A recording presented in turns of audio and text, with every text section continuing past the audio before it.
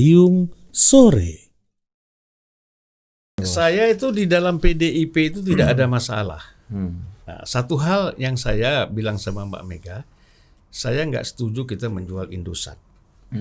Dan saat itu saya adalah di Komisi 1 DPR RI. Jadi ribut sama Laks nih. Ya nggak ribut sih, cuman saya policy itu tidak setuju. Ya kan? Oleh karena itu saya lebih bagus tidak usah lagi di PDIP dalam pengertian anggota DPR. Sebagai anggota tetap ya dengan Mbak Mega tetap biasa aja, dengan Mas Taufik biasa gitu. Cuman saya tidak nyalek lagi.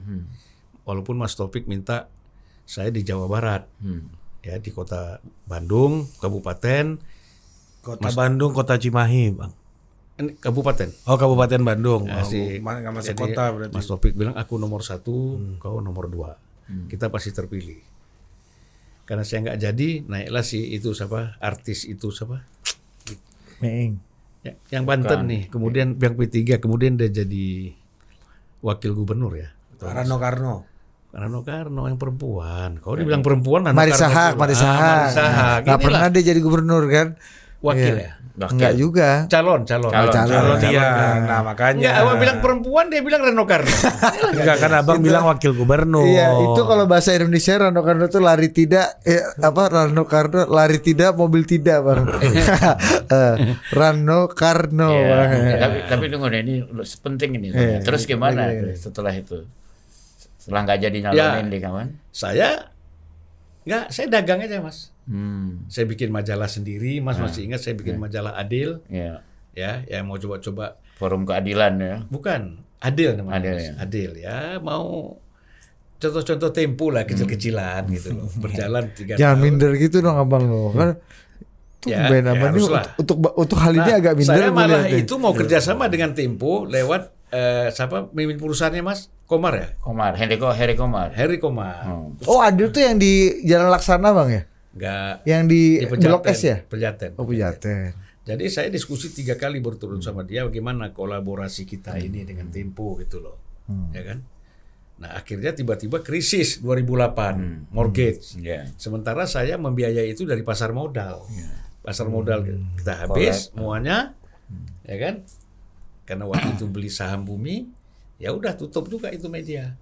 Oh, Bumi lagi top ya. Nah, saya terus sering ketemu sama Bang Surya Paloh, dan tiap hari ngobrol, cerita segala macam, ya kan. Nah, terus udah, saya coba dagang kopi, ekspor kopi ke Eropa, ke Jepang. Kopi Aceh nih. Ya karena kakek saya tuh masih ada gudangnya di Aceh itu. Nah, jadi udah lagi asik-asik tuh di Singapura, apa duduk-duduk, tunggu-tunggu apa negosiasi dengan pembeli-pembeli itu. Bang Surya telepon, "Pan, mana? Kau cepatlah ke sini." Gitu.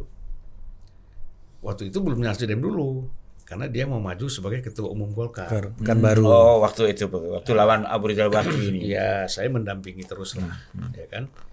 Bahkan terus terang aja saking dia percaya dan dekat, saya satu kamar sama dia. Dia ambil yang agak presiden suite, jadi ada banyak kamar. Saya diminta kamar di situ. Gitu. Nah, jadi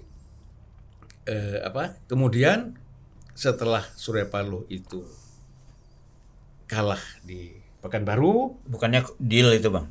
Hah? Kalah atau deal sih sebetulnya? kalah karena Kalah benar ya? harusnya dia menang, tapi waktu itu pembesar-pembesar dari Jakarta datang semua mengarahkan suara untuk tidak ke Surya Paloh, ke Abu Rizal Bakri, maka kalahlah Surya Paloh. Pembesar Jakarta ini Pembesar siapa, Bang? Jakarta ini siapa Ya, dan ada datang dan kepala apa bin yang hubungannya? datang, Jaksa Agung, Pak Luhut, macam-macam lah, Panglima TNI semua datang kan. Ya tentu kalau mereka datang kan perintah Pak SBY. Karena kalau bisa ya jangan Surya Paloh lah, gitu kan, kira-kira begitu. Karena arahnya kan ketika itu sore itu sidang sudah dibuka dipimpin oleh Fadil Muhammad. Ya. Nah, kemudian tiba-tiba ditunda sampai jam 8. Nah, itu suara udah berubah, konstelasi suara udah berubah. Ya. Apa yang bikin pembesar ini bisa pembesar datang ini bisa merubah suara? Itu pertanyaan. Ya beginilah. Kalau mereka udah datang bilang dukung Abu Rizal, bukan dulu aja, sekarang juga begitu kan. Orang tahulah kenapa sih Bambang Susatyo tiba-tiba nggak berani lawan Erlangga, padahal tadi menggebu-gebu kan pasti, ya kan? Ada dealnya udah. Ada kira-kira kan sama tuh ya. Kalau dulu Nah, sama. oh. Apalagi Golkar lagi Bang ya. Aduh, Golkar ini kan memang go public. Golkar ini go public, saham terbesarnya kan tetap presiden Iya. dari dulu dah. Golkar tuh yang coba-coba lawan presiden lah. Iya, dia nggak bisa jadi oposisi lah. Nggak ya. bisa lah, selesai kalau coba-coba lawan presiden. Makanya Bang Akbar udah coba ya. Makanya kalau kita lihat kemarin, ya kan, ini kira-kira, ini kan namanya kita apa ya? Bukan menghayal ya. Kira-kira kita merenung-renung, kenapa ini Pak Jokowi. Pak Luhut pakai baju kuning, terus Pak Jokowi bilang, Pak Luhut coba berdiri baju kuning. Nah kira-kira kan ini pesan, ya kan? Lo macam-macam ketua umum Luhut lo besok. Kan bisa gitu pesan kan? Misalnya kan ini sen ya kan sen disampaikan gitu loh. Di tafsir lah ya, tafsir ya. Nah, Kalau soal Pak Ical, Pak, harga batubara $400 loh, itu ada pesan lain nggak di balik itu? Atau puji aja, umbang aja? Ya kira-kira lunasin dong Lapindo itu kan gitu, bisa jadi, ya kan? Betul nggak? Nggak tahu. Kalau masih ada utang diselesaikan kan $400 sekarang batubara. Oh. Padahal setahu saya Pak Ical itu di Bumi Resos itu Udah minimum. udah minimum. Apalagi udah minimum, udah dijual semua, bayar utang, teks amnesti 4 triliun, 2-3 triliun ya kan. Udah nggak ada lagi dia uangnya. Kan ada KPC, ada apa? Ya KPC itu kan Bumi sama. Nah, cuman mungkin sekarang Lagi Bernapas sedikit lah. bernapas sedikit gitu. Iya. Makanya lu pertanyaan lu jangan terlalu teknis. Bang. Nah, kita ini perlulah banyak pengusaha-pengusaha nasional ya, saya kira ya. Jangan dulu kan cuma Daripada asing semua ya. ya, dulu kan cuma Ical sendiri, Abu Bakri sendiri, nggak ada yang lain. Bakri tenggelam. Nah, sekarang ada CT, Khairul Tanjung. Ya harus diperbanyak ini supaya konglomerat orang-orang kaya di Indonesia tidak semuanya, maaf aja lah, tidak semua dari keturunan Tionghoa, tapi juga dari pribuminya banyak gitu loh. Ini kan perlu dibangun. Itu, Kan ada. itu dalam artian menghadirkan rasa keadilan gitu ya Bang ya. Lah iya, Pak Harto aja kan dulu gini, saya ingat itu. Ya, ketika saya itu menjadi wartawan. Ya, masih jadi wartawan. Saya tanya sama Pak Hartarto sebagai Menteri Perindustrian. Waktu itu Abu Rizal lawan A.R. Ramli menjadi kepala. A.R. Ramli ini Dirut Pertamina. Iya, iya. Untuk Kadin ya. Kadin, menjadi ketua umum Kadin. Kan sebenarnya Pak Harto tidak senang sama Abu Rizal. Kenapa? Abu Rizal bahkan kalau bisa udah lalu ngalah biar Ramli. Ramli. tapi saya salut juga sama Abu Rizal itu. Dia lawan loh Pak Harto waktu itu. Enggak, dia Itu termasuk luar biasa saat luar itu. biasa. Ya, bayangin tuh zaman itu si Ical tuh Abu Rizal Bakri itu melawan. Enggak, dia tetap kepingin ketua umum dan akhirnya dia ketua umum. Nah, saya tanya sama Pak Hartarto, Pak, ini kita ke Cilegon ngapain? Dia bilang kita mau resmi. Pak Hartarto bapaknya. Bapaknya Erlangga, ya kan? Jadi, Pak, kita ke Cilegon ngapain, Pak? Resmiin pipanya, pabrik pipanya Bakri. Loh, Bapak kok berani? Saya bilang. Iya kan? Bapak kok berani? Kan Pak Harto nggak suka nih sama Abu Rizal karena dia ngotot jadi ketua umum Kadin. Ini Pak Harto yang suruh, kan pribumi cuma satu, masa kita matiin, kata Pak Harto. Hebat juga Soeharto itu. Ya kan? Jadi semua orang tuh ada positifnya lah, jangan kita lihat negatif.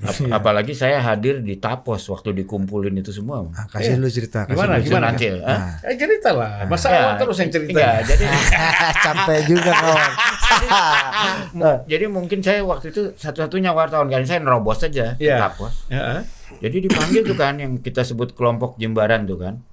Kalau bapaknya Franky inilah si siapa namanya masih oh, ini Eka Cipta Wijaya, ya Lems Wiliong, ya, semua. Prayogo baru masuk. ya, masih pegawai tutut.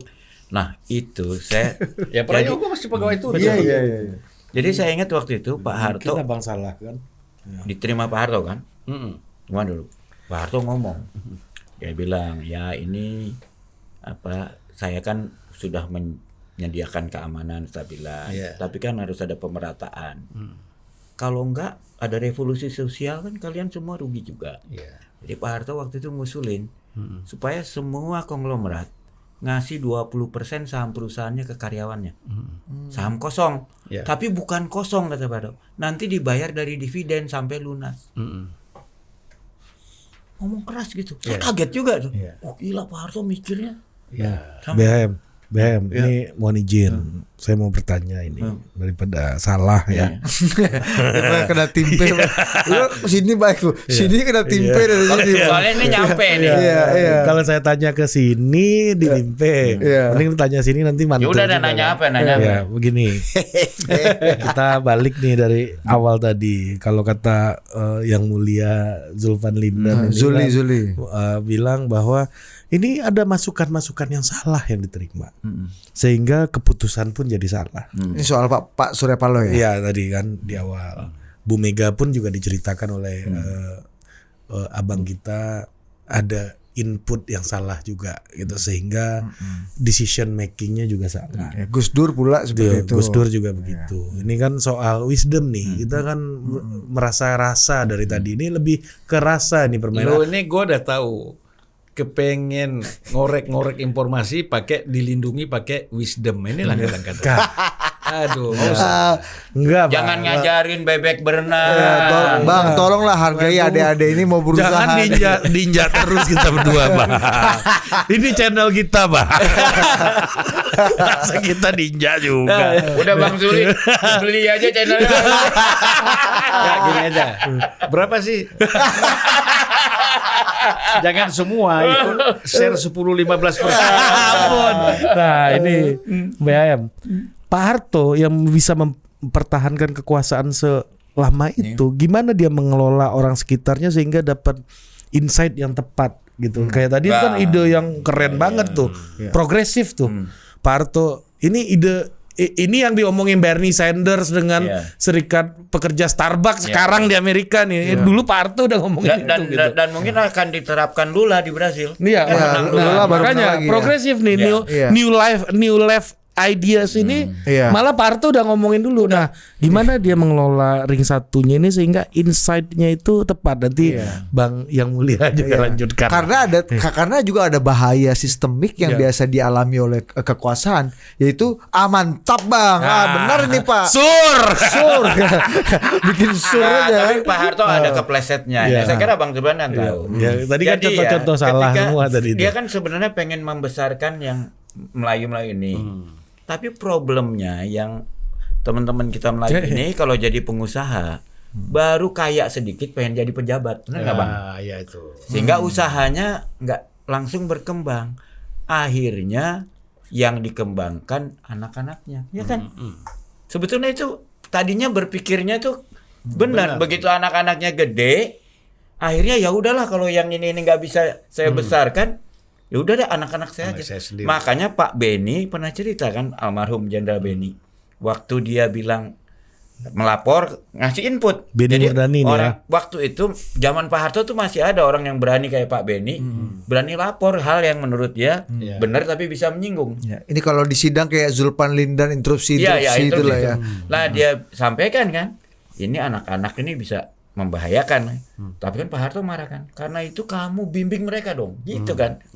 Lalu dia dicopot lah gitu kira-kira. Nah, untungnya Pak Harto tuh masih ada orang-orang kayak gini gitu.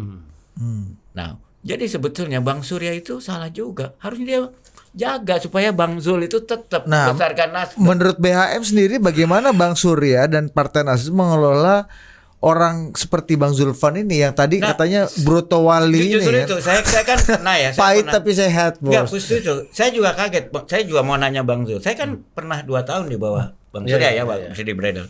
Saya harus beri kredit juga. Kalau Bang Zuli tadi beri kredit soal Habibie dikritik itu.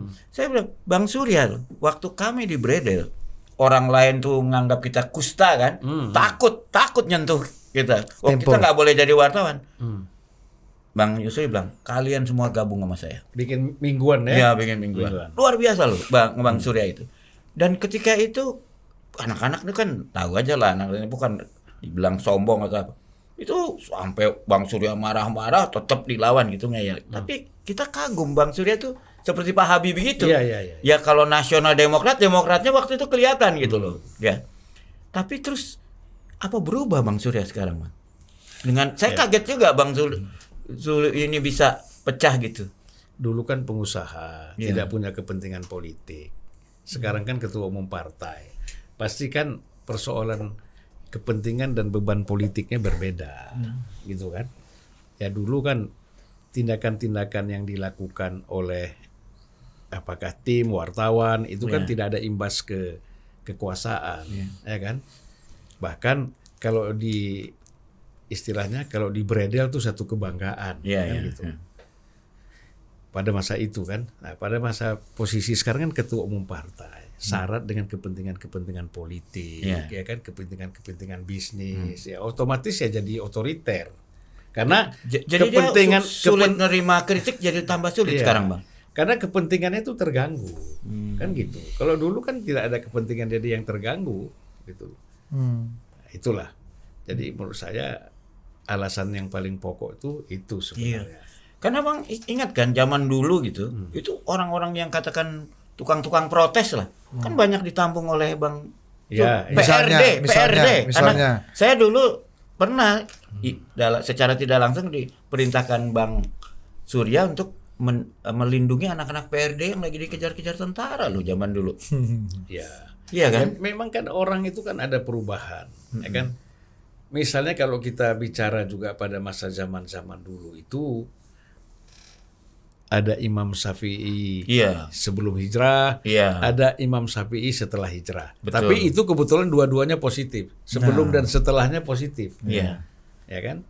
Nah, ada orang dulu sebelum mendapatkan kekuasaan berbeda dengan setelah mendapatkan kekuasaan. Itu kan kita dulu sering kasih contoh gini, Mas. Dulu sama-sama tukang becak, kompak, dia makan, merokok sama. Tiba-tiba ada dua orang tukang becak jadi hansip.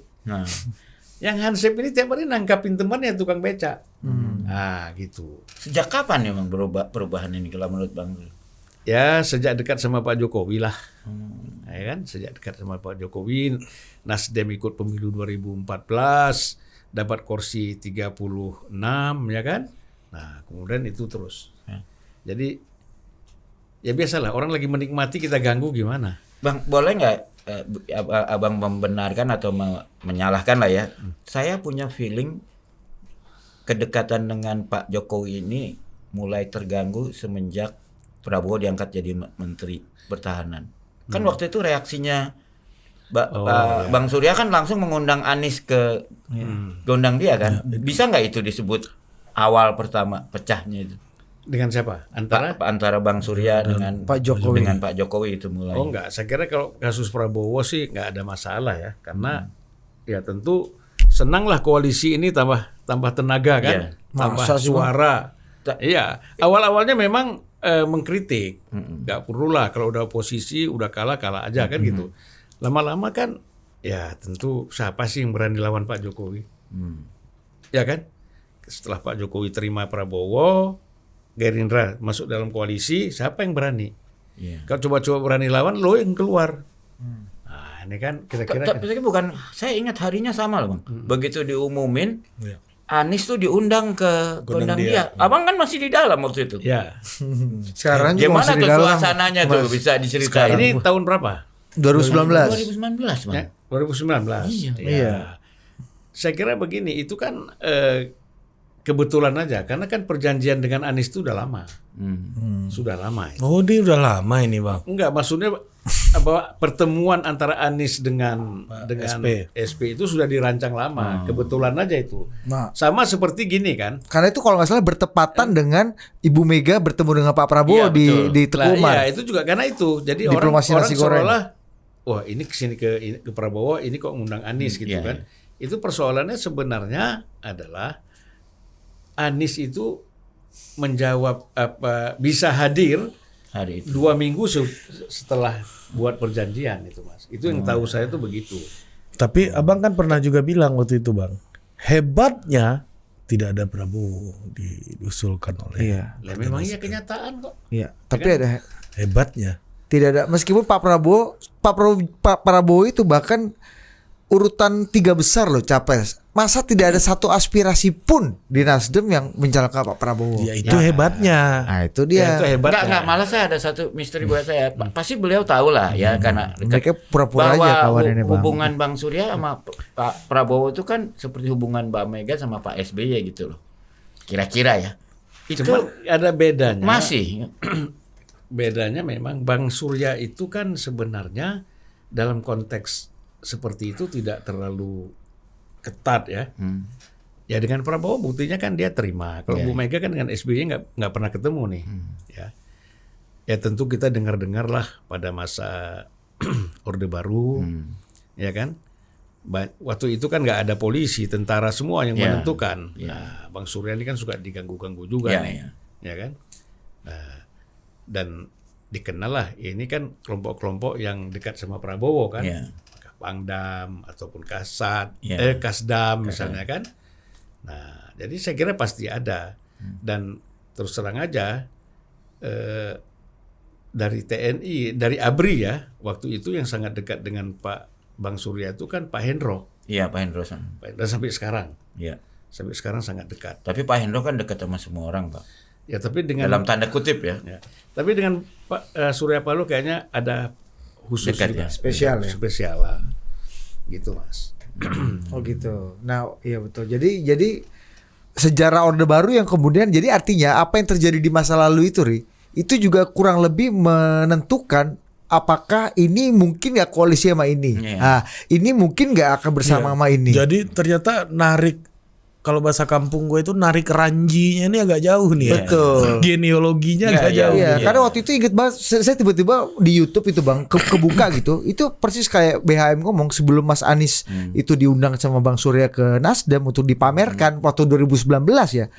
Pak Jokowi itu di dalam pidato keras sekali menyindir ketika Pak Surya berpelukan dengan Pak Sohibul Iman gitu. Ada apa itu Pak Surya? Kok dipeluknya mesra sekali? Saya nggak pernah dipeluk itu kayak seperti itu sama Bang Surya gitu. Kemudian Pak Surya kemudian ini kan pidato lagi di Nasdem bilang bahwa negara kita ini jangan sentimental gitu loh, mau pelukan aja salah kita gitu-gitu. Ada itu begini, kalau itu kan bisa kita anggap Pak Jokowi bercanda.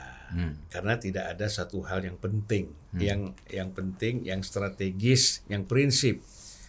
Kalau ketika mendeklarasikan Anies itu kan prinsip, gitu. Itu beda. Kalau sekedar mengundang pelukan biasa lah. Tapi kalau sudah ini kan jelas memang Pak Jokowi kan tidak setuju. Nah kemudian dianggap lah ya bahwa bagaimana posisinya di koalisi kalau begini. Nah ini kan yang jadi pertanyaan kan Nasdem tetap dalam koalisi. Sebenarnya kalau gentleman ya, seorang gentleman ya, kalau saya udah ambil sikap gini ya saya keluar lah. Karena kan repot kan. Tapi Bang, saya mau tanya juga ya, kalau koalisi itu kan memang menjelang 2024 pasti pecah lah, nggak mungkin nggak kan? Karena kan Pak Jokowi pasti nggak terus. Ya kecuali mau terus ya. Jadi kan hanya berarti koalisi itu terus kalau Pak Jokowi terus. Tapi kalau 2024 sesuai tidak ada perubahan konstitusi, Pak Jokowi nggak terus, kan memang secara formal bubar semua harusnya. Tapi kan memang diharapkan itu sampai 2024 selama Jokowi masih presiden itu utuh itu koalisi itu, gitu kan. Tapi sebenarnya makanya dia akan terpisah itu nanti 2023 Oktober 2023 saat pencalonan ya. Saat sudah penetapan capres secara definitif. Itu udah pasti koalisi udah bubar.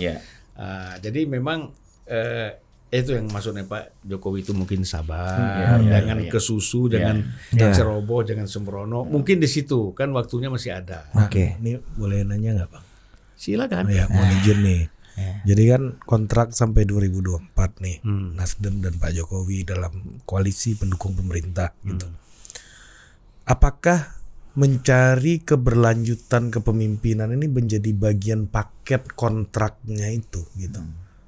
Untuk pelanjut. Ya, untuk melanjutkan. Apa mau ada koalisi juga untuk pelanjut? Iya. Artinya harus seias kata juga gitu. Untuk bagian kita dari baca-baca ya. Jadi kita baca. Ini yang penting soalnya baca-bacaan nih. Ini sebagai pengamat lah, ya kan? Ini Yasin politik lah. Tasawuf independen, aliansi ATI ini kan. Nanti itu aja Bang. Atribusi Bang kita bikin sini. Ya, founder ATI ya. ATI ya. Aliansi Tasawuf Independen. Mantap kan tuh Bang? Nah, ya enggak? Ya boleh. Udah banyak mau jadi anggota juga ini.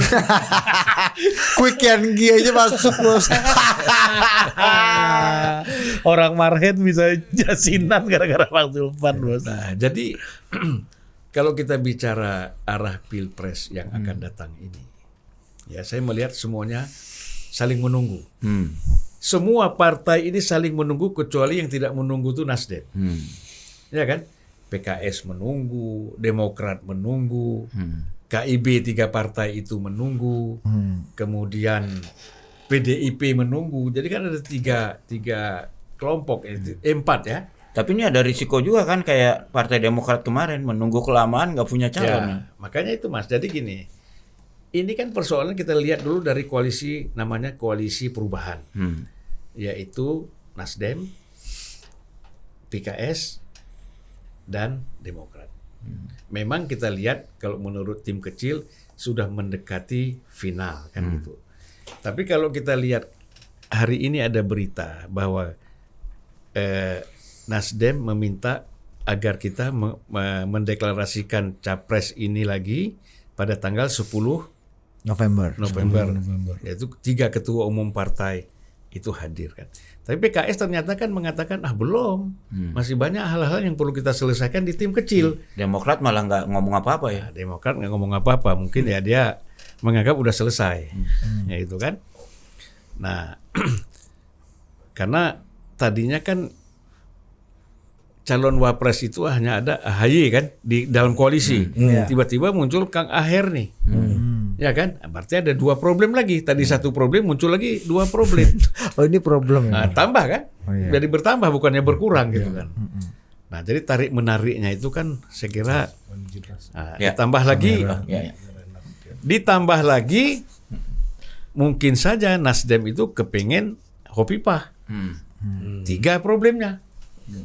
Ya kan? Karena perlu Jawa Timur ya. Ya, 1 aja udah rumit ya. 1 yang koalisi minta AHY misalnya kan, 1 minta Aher, muncul lagi permintaan Hovifah. Kemungkinan Hovifah ini bisa aja dari Nasdem gitu loh. Nah jadi ini kacau nih, nggak bulat. Nah, membulatkan inilah agak sulit ini. Nah kita kira-kira memprediksi kalau koalisi perubahan ini tidak utuh dalam pencalonan capres cawapresnya, pasti kan Anies nggak bisa maju. Oke. Kalau Anies nggak bisa maju, apa yang terjadi? Yang terjadi adalah Prabowo sudah menunggu supaya Anies bisa menjadi capres, cawapres. Kenapa? Dia tahu suara Anies itu besar. Ini kans buat Prabowo untuk menang. Nah, problemnya kalau ini tadi Anies menjadi cawapres, PKB mau nggak? Nah, ini kan problem lagi. Kalau PKB nggak mau, nggak jadi lagi. Gitu. Kemudian yang kedua KIB. KIB itu menunggu juga nih. Siapa yang lebih dulu mengumumkan Ganjar?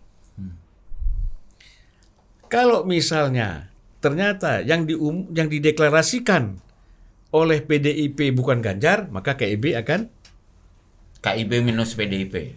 Ya, KIB 3 partai itu akan mengusung Ganjar, gitu kan? Tetapi kalau PDIP mengusung Ganjar, ini melebur nih 3 KIB ini ke dalam PDIP. Tapi cari wapresnya tinggal. Ya, cari wapresnya ya yang jelas yang punya duit lah, ya kan? Erick Thohir yang punya duit. Siapa lagi yang mau keluar uang kan gitu? Nggak ada lagi. Punya dan mau keluar, ini masalahnya itu. Ada yang punya nggak mau keluar. Petinju ini. Ada yang mau keluar tapi nggak punya. Ada. Itu belum hari tuh. Jadi kalau Erik ini menurut saya punya dan mau keluar. Oh.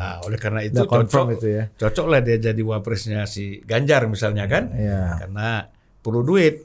Jadi ini koalisi kelanjutan jadi keberlanjutan. Jadi PDIP melebur bersama KIB ini menjadi satu. Kalau Ganjar. Tapi kalau PDIP tidak mendeklarasikan Ganjar, maka KIB maju sendiri dengan Nah, Ganjar. kalau kita asumsikan skenario yang pertama, cawapresnya siapa?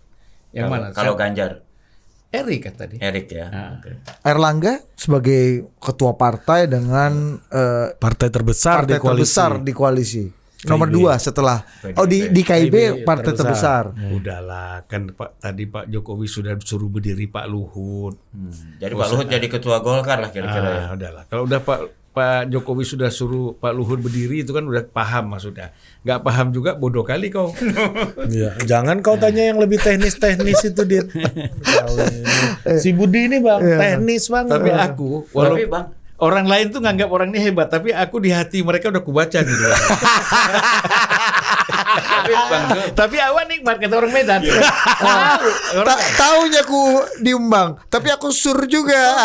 Tahu aku kalian ulok aku, tapi awak sur. Ini si Budi deh. Pertanyaannya tenis terus. Tenis terus. Bang BHM udah Nih tahu. pertanyaan yang benar tuh kayak BHM nih. kalau Jangan. Golkar ya dipimpin Bang Luhut, kan pasti kebanyakan orang akan menduga suara Golkar akan turun cukup drastis ya. Itu yang nerima bola muntah partai mana? Dari Gini, kalau Golkar. Golkar itu susah, Mas. Golkar ini apa ya? Istilahnya pendukung pemilih fanatiknya udah ada. Iya, iya. Seturun-turunnya Golkar tuh nggak mungkin lebih dari di bawah 12%. Iya, iya.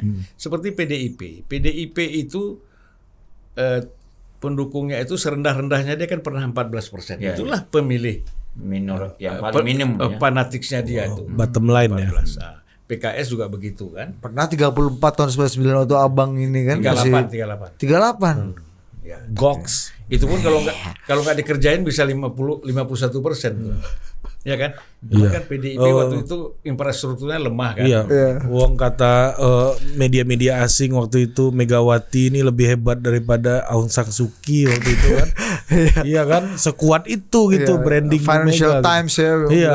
Tapi gagal jadi presiden. Iya. Kan sama kayak Suki juga. Bang, Gagalnya kenapa kan kita udah jelasin Iya, itu. tadi. ya tadi yang Soal awal. George Bush. Udah itu udah cerita. Udah cerita. Udah Itu viral udah itu, Bang. Headline itu gara-gara Abang Day. Kalau kata NU viral. Bang, tapi gini Bang, oke selain kita ke Golkar itu BHM ya, misalnya Golkar kita lihat, oh ya akhirnya nih udah ada kode-kode nih, Pak Luhut udah berdiri, itu kan kasih sign ke Pak Erlangga mungkin. Ini Ya bukan Erlangga aja, ketua tokoh Golkar semua lah yang hadir di situ. oh gitu, itu sinyal itu Bang ya. Nah, kembali ke Nasdem Bang. Soal apa koalisi perubahan ini kan ini artinya masih jauh panggang dari api nih Bang sekarang. Kondisinya sekarang petanya gimana? Apalagi kalau kita lihat Ahmad Ali ya, Wakil Ketua Umum Partai Nasdem menyebutkan 4 calon wakil presiden potensial. Khofifah, Andika Perkasa, ada Pak Luhut bahkan disebut. Tapi tidak ada nama Mas AHY di situ. Hebatnya. Kan kita tahu. Nggak tahu. Kalau memang Anies ini didukung oleh kekuatan luar, ya kan? Ya udah pasti Ini mantap nih. Pak SBY, AHY sebagai golden boy, mantan golden boy ya. Nah itu kan nanti bisa diikat lagi menjadi golden boy lagi. Iya. Ya kan udah ikut aja lah. Mungkin AHY jadi Menhan aja gitu ya. Kalau jadi Menhan kasihan jenderal-jenderal Mas. Nah, ya udah bidang-bidang ekonomi lah yang nggak berkaitan dengan tentara lah. Iya kan? Mayur. Apakah misalnya Menku Kesra misalnya. Cuma kalau jadi Menhan kan bayangin sekjennya harus bintang 3. Ya kan? Gitu. Agak susah gitu. Nggak, apa jawabannya apa? Kenapa Nasdem tidak mengusulkan dan Nggak keluar nama AHY iya lah. nggak ada nama Ya, AHY di gini, 4 dianggap calon itu. mungkin- Bahkan Pak Luhut disebut tuh Pak Ahmad Ali. Itu maksudnya apa tuh Bang? Ya. Ada nama Jenderal Luhut di situ. Itu ece-ece aja lah itu. Mana ada? Nggak mungkin itu. Tapi kan dekat Apa? dengan Pak Mardhani nih beliau ini. Iya. Nggak, jadi kalau kita bicara soal Pak Luhut. bukan soal kenapa AHY. Kalau saya kan selalu bilang, saya yakin lah elektabilitas AHY itu cukup kuat juga, ya. Karena begini, hasil penelitiannya si Pak Hari Ali berapa kali sudah saya bilang mengatakan orang Jawa itu suka kepada pemimpin yang ganteng. ya kan? AHY ini kan ganteng. Seperti kita lihat dulu bagaimana ibu-ibu minta foto sama Sandiaga Uno kan. Iya, betul. Padahal ada presidennya Prabowo, tapi rame-rame minta foto sama Sandiaga Uno kan. Sandi pula yang Prabowo jadi juga ini ganteng kan. bang. Pak Prabowo juga ganteng bang. Iya, tapi kan artinya kan kalau bicara dia lihat kan, oh ini langsing, ya kan, terus wah rapi apa gitu kan lain lah. Ya sama aja kok sama Budi pasti minta foto sama Budi ya pula sama ente. Ini salah bang kita ini Dir. Walau Dia charming. Sabar ya, Bang. sabar. Dia nggak ganteng tapi charming dia. bukan. Artinya memang Founder, ya? populernya dia. Tapi kan kalau orang yang normal kan pasti minta foto sama Budi. Nanti orang Channel gue diinjak-injak aja di channel ini deh. bro, founder ATI bos, mau apa bos? Wikiargi salah satu peserta Nah, bos. nanti kita tulis di situ founder ATI aja Iya. biar agak bebas ini Iya. bergerak abang kita ini. Iya, aliansi tasawuf independen ya. Mantap, masih ada kita hidupkan lagi aja bang. Jadi kemungkinan hanya 3 calon nih ya, Bang. Tadi kalau kita lihat ya kalau PDIP juga Ganjar, KIB Ganjar 3 calon. Nah. Tapi kalau Jalan sendiri. PDIP bukan Ganjar berarti 4 calon. Gitu. Nah, kalau koalisi pembaruan juga perubahan Loh, keempatnya yang mana kan? Satu dari PDIP. Prabowo 1. Oh, Prabowo ya betul. Nah, kalau koalisi perubahan ini PKS, Demokrat dan Nasdem tidak utuh juga sampai akhir, 3 ya juga. 3 juga. Dan 3 partai nggak punya calon. 3 juga tuh. Ya tinggal gabung aja, gabung mungkin Demokrat dan PKS bisa ke Prabowo gitu kan. Iya. Lalu siapa si Nasdem bisa ke PDIP karena ada Golkar ya kan, partainya Surya Paloh yang lama gitu kan. Ada juga apa lagi di situ? Ya kan? Ada P3 PAN. Ada P3 PAN gitu kan. Nah, kemudian alasannya ya dulu kan Ganjar juga kan menjadi capresnya calon baca presnya PAN. Nasdem. Ya, oh jadi ada ikatan-ikatan ini barang ini Pokoknya bang. gini Ya? lah, untuk menutupi oportunisme segala macam bisa dipakai alasan-alasan itu. Ini sebagai Tunggu, founder ATI jadi nggak bebas Iya, ya. nggak bebas. Jangan dihakimi nih Iya. ya, sebagai Nasdem lah. Udah itu. Loh kan bisa aja begitu. Iya, iya, Ya, betul, sebenarnya kan kita harus konsisten. Iya. Tapi yang paling baik buat bangsa ini menurut Abang gimana? Wih, sebagai Karena founder beliau ATI. sebagai Founder tasawuf lah. Iya, sebagai founder ATI ini ya. Bang.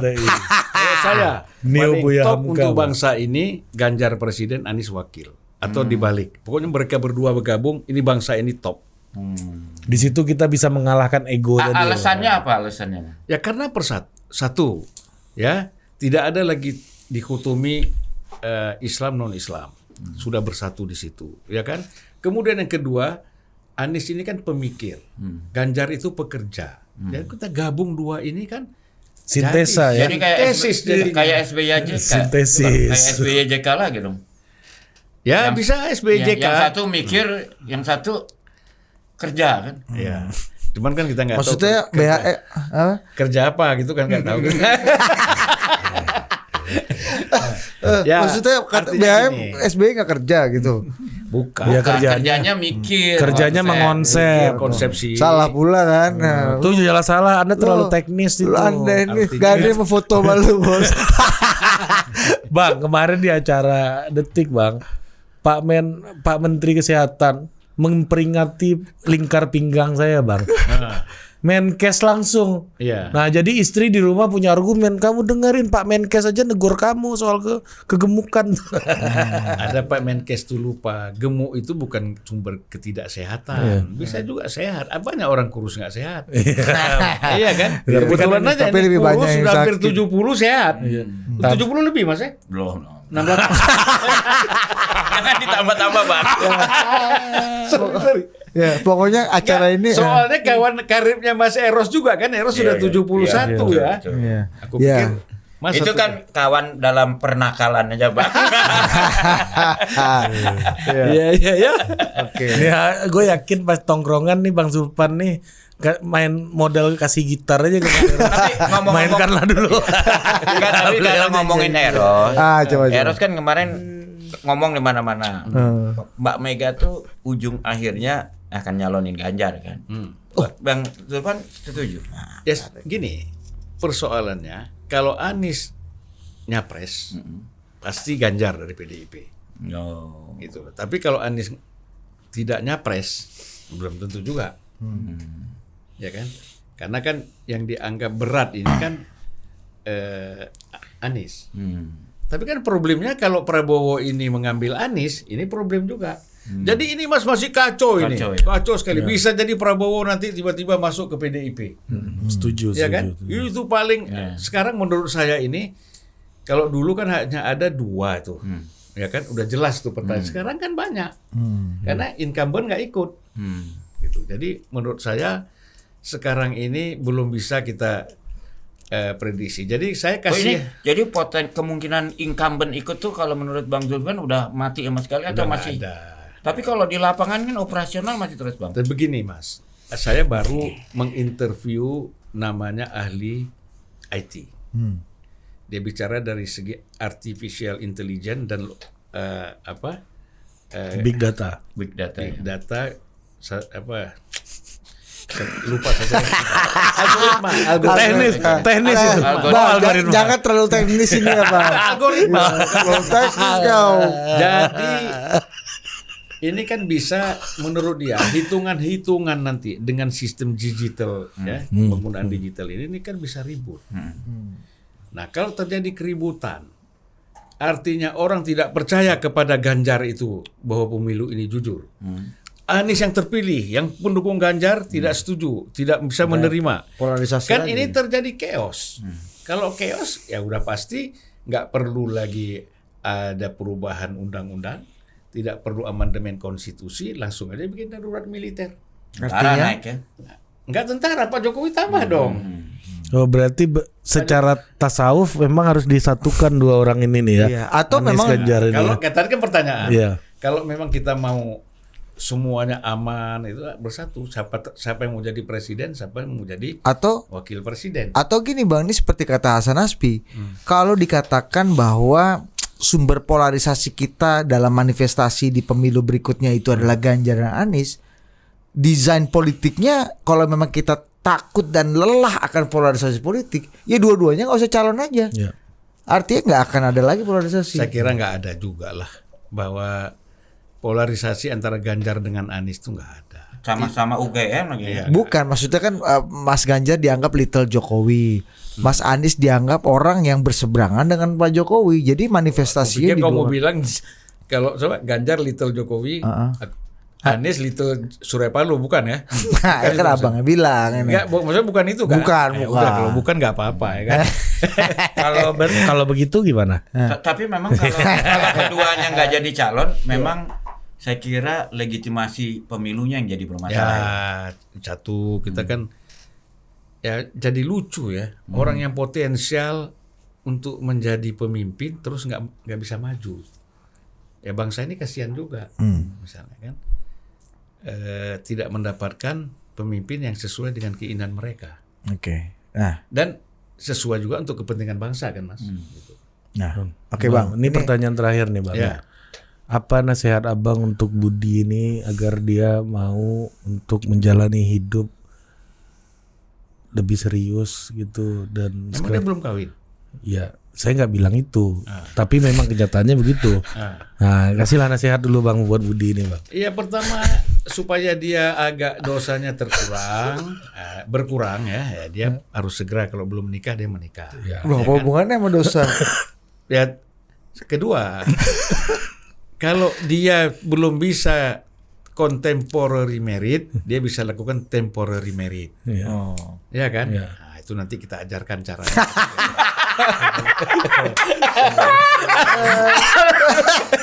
Aduh, capek juga Ren. Nah, tapi kalau udah jangan lagi temporary. Kalau bisa jangan Permanen, temporary lah. permanen. Iya. Ya, gitu. udah, oke. Dan kedua, Udah banyak kali nasihatnya. bukan yang kedua jangan suka bohong. Bang, tadi tuh pertanyaan terakhir dari dia, Bang. Iya. Aku ada yang terakhir. Ini Iya. kan menarik ya. Kita semua punya Ini pertanyaan. benar nih, pertanyaan benar nih. Ini Brazil ya. Kan Lula nih menang tapi tipis ya. Tapi ini kan polarisasinya luar biasa. Iya, 50 dan 49% ya BHM. Sudah berapa kok Taipan cerita sama saya.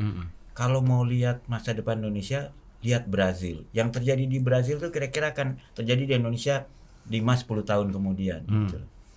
Nah, jadi mungkin pilpresnya Indonesia itu akan terpolarisasi seperti di Brazil. Jadi artinya antara yang pro bisnis, yang kritiknya mungkin mengatakannya pro oligarki, Iya. sama yang pro rakyat, yang kalau sinisnya kali anti bisnis gitu.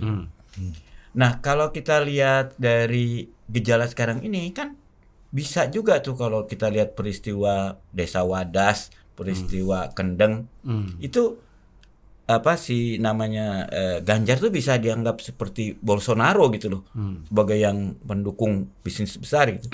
Sementara yang Anies ini yang katanya nggak mau gusur-gusur bisa dianggap seperti pro itu. Itu mungkin nggak skenario seperti itu? Nggak ada lah. Semua dua-dua itu pasti semuanya didukung oligarki lah, Mas. Nggak ada lah. Mana mungkin nggak didukung oligarki. Cuman beda angkanya aja kan. Ya, beda angka 30, 70, 40, 60 sama aja. Tergantung kemungkinan menangnya ya. Nah, jadi si oligarki kan dia. Wah, kalau yang kira-kira menangnya besar ya sama kayak Prabowo sama Jokowi lah. Pasti dapat juga kan dari oligarki. Prabowo 35% misalnya. Ini 65 kan gitu. Nah, Abang gimana untuk ngadepin oligarki ini gimana dong, Bang? Ya nggak bisa.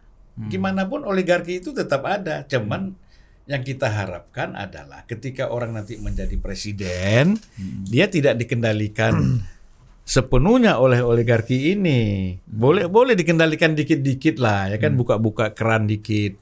Tapi jangan sepenuhnya dikuasai oleh oligarki. Atau mesti punya presiden yang bisa memecah belah oligarki ya, supaya nggak bersatu mereka. Ya itu gampang sebenarnya. Kalau udah jadi presiden kan gampang kan. Jadi yang penting diangkat aja Bang Zulfi ini jadi penasihat untuk khusus menangani oligarki. Ya, gitu. bersama BHM lah. LO, Bos. LO oligarki, Bos. Karena kita kenal oligarki udah cukup lama. Tapi Gatekeeper ya, gatekeeper. tapi menarik tadi BHM bilang tuh. Iya, Bolsonaro. Politik Indonesia itu beda 5 tahun lah sama Brazil. Gitu. Berarti agak dekat di politik ya. Kalau di sepak bola kan puluhan tahun ya. Tapi kan saya mau cerita sedikit. Lula itu kan sebenarnya dia disingkirkan. Iya, ketua serikat buruh ya. Sempat di penjara. Ya, di penjara. Karena apa? Dia itulah ikut bersama Rusia, India, ikut BRICS dia. Nah, Amerika nggak suka, makanya dia disingkirkan. Bukan the golden boy of America. Bukan the golden boy dong. Tadi ada pengamat-pengamat mengatakan tidak mungkin ada intervensi asing di dalam politik kita. Ini pengamatnya salah semua. Coba baca buku Habibie.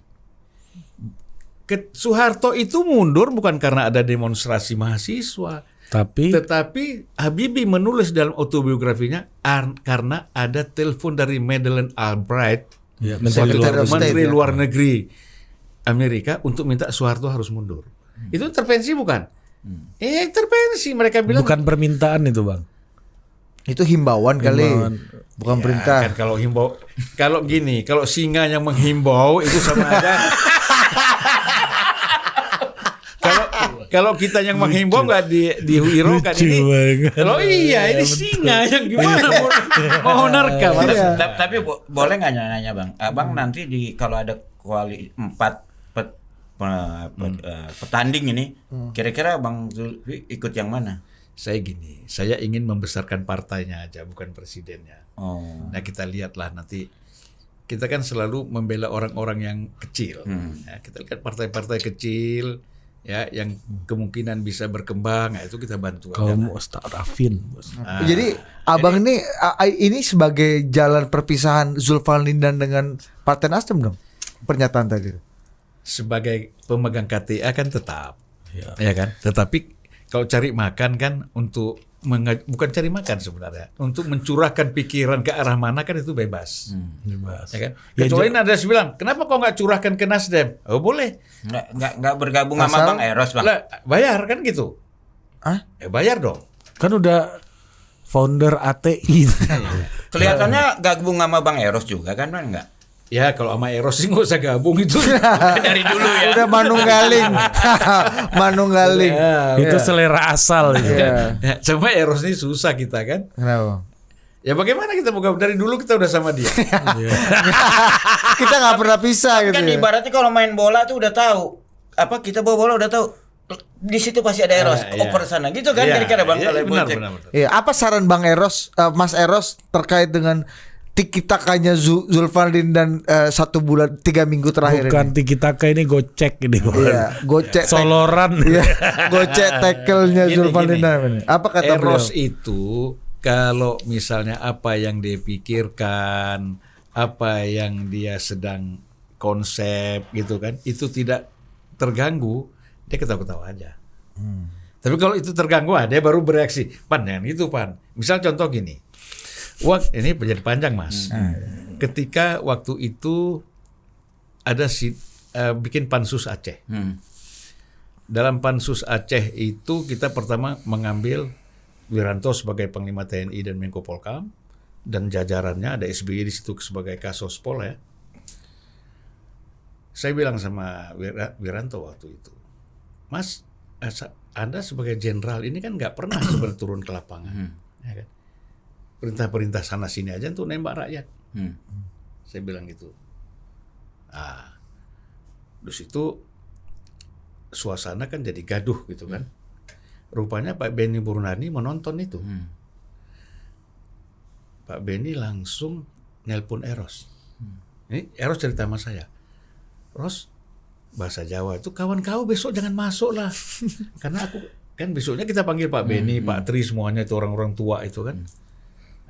Saya bilang, kenapa?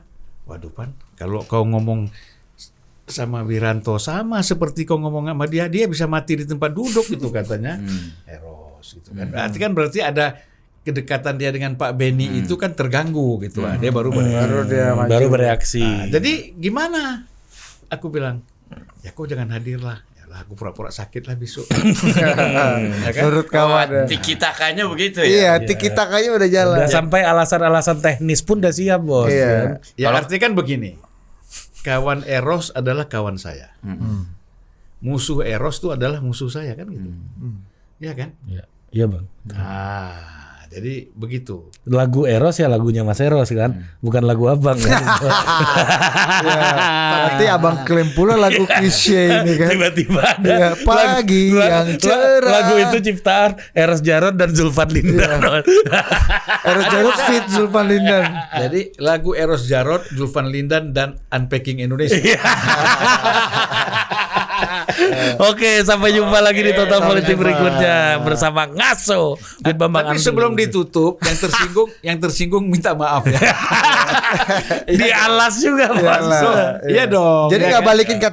balikin KTA nggak? Nggak usah, kita tunggu aja. Malah Pendiri kan? Abang masuk pendiri kan? Pendiri dong. Penggagas. Tapi nggak balikin KTA tapi bantu partai lain gimana?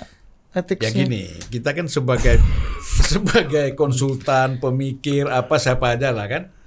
Gitu. Kan dia tidak minta atas nama partai. Ini levelnya kalau sepak bola udah pelatih. Bisa lompat-lompat, yang penting mutu sepak bola Ya. naik Kan. semua. Oke, terima kasih. Kita tidak berhubungan dengan partai, tapi kita berhubungan dengan ketua umum partai. Ya. Beda pribadi, individu. Betul. Individu. Oke, terima kasih jurnalis senior Bambang Harimurti dan juga founder ATI, Aliansi si Tasawuf Independen Di mana? Zulfan Lindan. Di mana mantan Menko Perekonomian Quick Kian Gi menjadi satu jamaah. di dalam ATI. Sampai jumpa lagi di Ngaso berikutnya. Dah.